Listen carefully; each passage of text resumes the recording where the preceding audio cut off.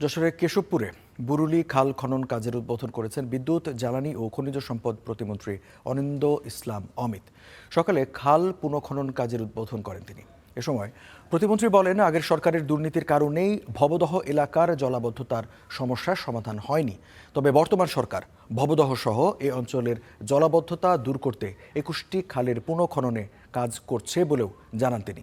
স্থানীয় প্রশাসন ও পানি উন্নয়ন বোর্ডকে বর্ষার আগেই বাঁধ অপসারণ ও স্লুইস গেট সচল করার তাগিদ দেন প্রতিমন্ত্রী। পরে চারা গাছ রোপণ করেন তিনি।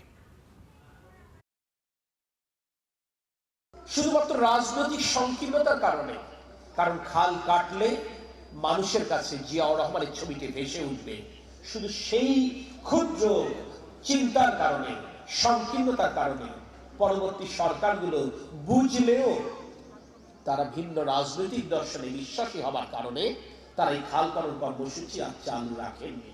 আমরা যারা শহীদ রাষ্ট্রপতি জিয়াউর রহমানের সাথে খাল খনন কর্মসূচিতে অংশ নেবার সুযোগ থেকে বঞ্চিত হয়েছিলাম, আজকে সেই তরুণ এবং যুবকদের এক অধিক সংখ্যক উপস্থিতি আমাকে আশান্বিত করছে।